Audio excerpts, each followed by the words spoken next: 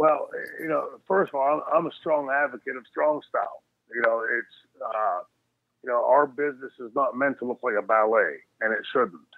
That said, what was pounded into us, literally and figuratively, from a very young age in the business was, if I don't know 100% that I can execute this move safely on you, and I don't do it. This isn't just, hey, let's throw Chadster however I want to and cross my fingers and hope that he's okay. No, if I don't know that I can execute that move, strong style or otherwise, use sports entertainment. If you want to go with the flimsiest of the business, you'd never execute a move that you don't know you can execute safely and proficiently 100% of the time. Now, that said, you can already hear the trolls, right? Well, then how does anybody ever get hurt? Well, in our business, which is an inexact science, you can't say, even if executed perfectly, that an injury won't incur. But what you can say is a move executed properly greatly, exponentially reduces the risk of injury. I asked Kevin Sullivan about a year ago, how many times in your career were you injured to the point, not a slight, sprained this or tore that, whatever, injured to the point that you could not go to the ring? And he said one time in his last match before he, retired from wrestling full time. But at that point, he had over 30,000 matches. Now, when you put that into context, in the overall scheme of things, when you look, especially if you go back and look at Kevin Styles' style, he wasn't exactly, a sports entertainer that was, stomping his foot and missing you by 6 inches. Kevin Sullivan wrestled a very snug style, a very solid style. So you can't place the two in one place. You can't say strong style or snug style leads to injuries. They can lead to injuries, no more, no less than could sports entertainment, aloof style. What does lead to injury is when somebody executes a move that they don't know 100% of the time they can execute safely. And when you do that, like I said, even in that world, injuries can still happen, but it greatly reduces the chance of those injuries. So for me, as a wrestling fan and somebody who spent a considerable portion of my adult life in the wrestling industry, I much prefer that snug style and for somebody to lay something in that I can feel as opposed to something you're missing by 6 inches. But please don't ever just throw me however which way you want, like we saw in this video. When I saw that video, it takes a lot for me to cringe when I see something. And before the impact, I could see what was coming.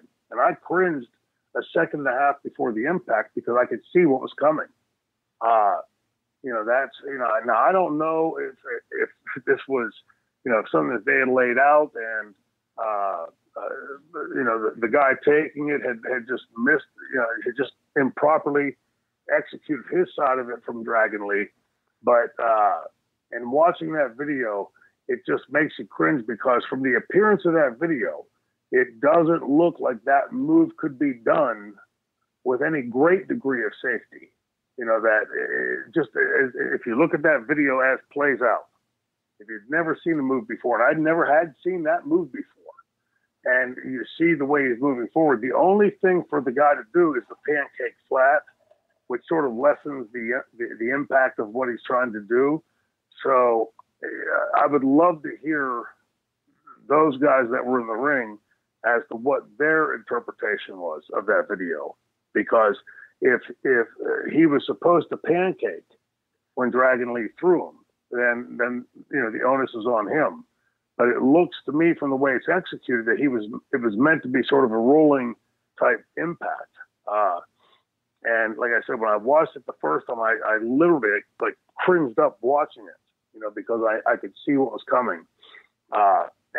We never, ever want to see anybody injured. The last thing in the world I want is to end up in a match where somebody is crippled or maimed or were seriously injured, knowing that any of us can get injured on any given night on something as simple as a body slam. But when you start taking risks with what you're doing, okay, I can hit this move 75 or 85, even 95% of the time. That still leaves a 5% chance that you can fuck things up. And when you fuck things up in our business, people get hurt. And people can get seriously hurt, as we saw with draws, with, an improperty taking or the way it was executed. It's all interpretation. We've seen people die off of silly stunts like Owen Hart. The margin of error in our business is not necessarily kind. It can be very unkind, as we've seen with Owen and with draws, and now with this video that we see out of New Japan showing in the Cow Palace. So, if you can't, for all the younger talent out there, you come up with some really cool move. Until you can execute that move proficiently 100% of the time without injuring the person you're doing it to, then you should never try that on camera just to wow the crowd.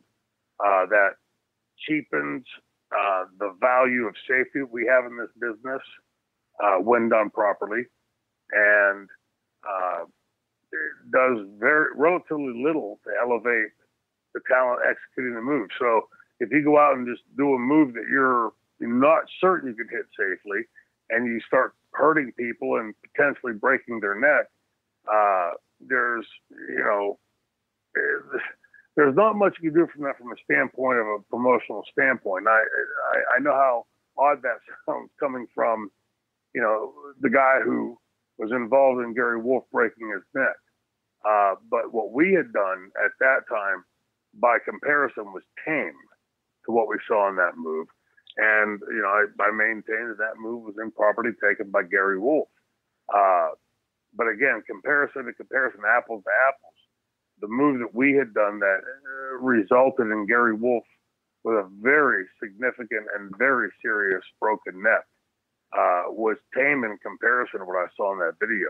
I don't know how else that move could have been taken or delivered that it didn't end up in the same way that it did with somebody being injured.